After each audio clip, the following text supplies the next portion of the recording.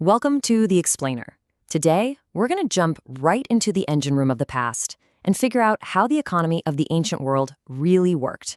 And you'll see, it's a fascinating story of just incredible achievements and some really crushing limitations. Okay, so let's get right to the heart of it because there's this central puzzle when you look back at antiquity. On the one hand, you have these massive, powerful empires, incredible monuments, but were their economies actually growing in a way that we would even recognize today? I mean, the contrast is pretty jarring, isn't it? We see things like the Colosseum, the pyramids, these aqueducts that just blow your mind. But if you pull back the curtain, the reality for pretty much everyone was an economy powered by the most basic things imaginable: human and animal muscle, simple tools, and whatever you could get out of the land. And that brings us to this one, kind of shocking number, 0.1%. That's the estimated per capita growth rate in the Roman Empire, even at its absolute height. Now, to give you some perspective, a modern economy growing at just 2% will double in about 35 years. At 0.1%, it would take 700 years to double. Honestly, that one number is the key to understanding this entire story.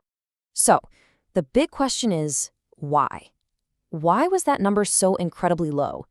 Well, to get it, you first have to understand the fundamental rules of the economic game that they were all playing. You see, they lived in what historians call an organic economy. Now, unlike our world, which is just supercharged with fossil fuels, their entire system was tied directly to the land. The energy they had? It came from the food people and animals ate. Raw materials? Wood, fibers, that sort of thing. The whole system was limited by the annual cycle of the sun and whatever the soil could produce. That's it. So this meant that when they did have these amazing periods of growth, and they did, historians have a special name for them. They call them efflorescences. And it's the perfect word, really. Think of a flower that just blooms spectacularly for a season. It's beautiful, it's impressive, but you know it's destined to wilt. Why? Because its roots, that organic economy, simply can't support that level of output forever.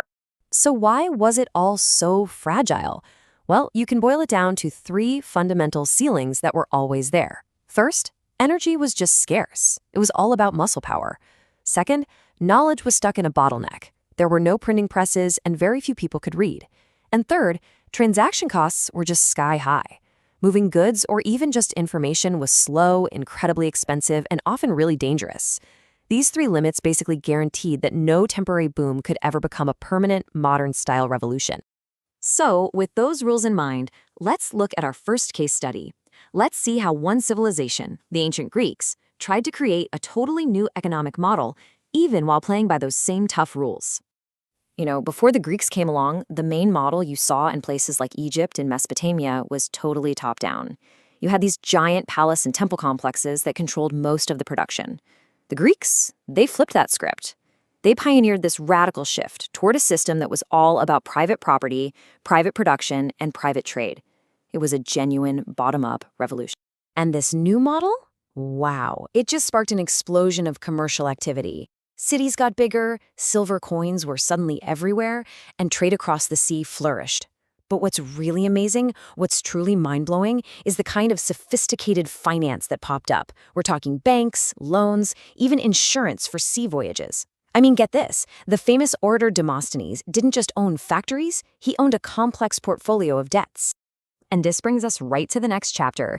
If the Greeks created the playbook, the Romans took that playbook and, using their insane military and political might, they scaled it up to a level that the world had just never, ever seen before. And if you want to understand the sheer scale of the Roman boom, you just need to hear one number: 1 million. At its absolute peak in the 2nd century AD, that was the estimated population of the city of Rome alone. Now, just let that sink in for a second. 1 million people. Another city in Europe wouldn't get that big again for over 1,500 years, until London in the early 1800s. That one fact tells you everything about the intensity of the Roman efflorescence. It was just an astonishing concentration of human beings. So, how in the world did they fuel this incredible engine? Well, it was a combination of things all firing at once. Their conquest brought an enormous amounts of plunder, which they melted down and minted into coins. Mass enslavement created what's called the slave mode of production on these huge farms. And of course, the famous Pax Romana, the Roman peace, created a massive, secure, free trade zone across the entire Mediterranean, all backed up by a pretty sophisticated legal system. But, and it's a huge but, remember, this was still an efflorescence. It was a beautiful flower built on the same old organic economy. It had hard limits. And in the 3rd century, that incredible, complex system began to crack and then shatter under its own weight.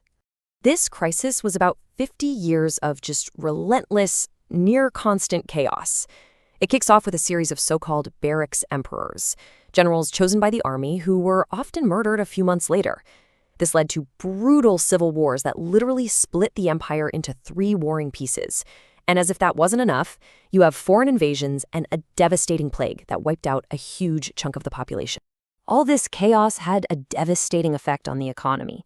To pay for all the endless wars, emperors started doing something desperate. They debased the currency.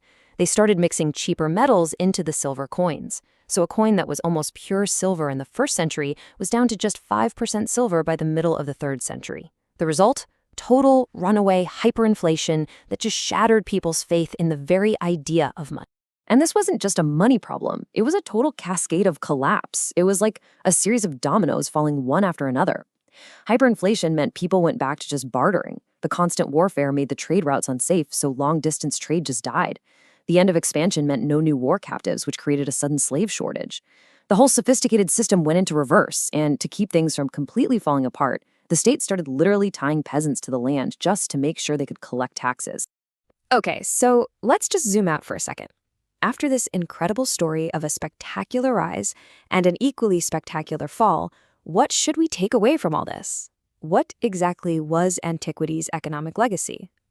Well, a really common question people ask is, was this basically just an early form of capitalism? And the answer is, no, not really. I mean, sure, it had markets, but they were kind of a sideshow to the main event, which was subsistence farming. And yeah, there was some wage labor, but it was totally dwarfed by slavery. And maybe most importantly, the goal for the elites wasn't to accumulate capital and reinvest it to grow a business. The goal was to generate rents from the land you owned and seize loot from the wars you won. It's a fundamentally different mindset. So what about globalization? Is that a fair comparison? Well, kinda. Yes, but with a huge asterisk. There were absolutely real trade networks that connected the Roman world all the way to India and China. But, and this is the key, for the average farmer out in the countryside, this had almost zero impact on their daily life. It was a thin, fragile veneer of connectivity, and as that 3rd century crisis showed, it could all be wiped away. And that really brings us to the final big idea here. The story of the ancient economy is, at its core, a powerful lesson about limits. Their entire system was bound by the hard limits of land and muscle. They pushed that system to incredible heights, but in the end, they hit a wall they just couldn't break through. So the question it leaves for us is a pretty profound one. What are the fundamental limits of our own economic system?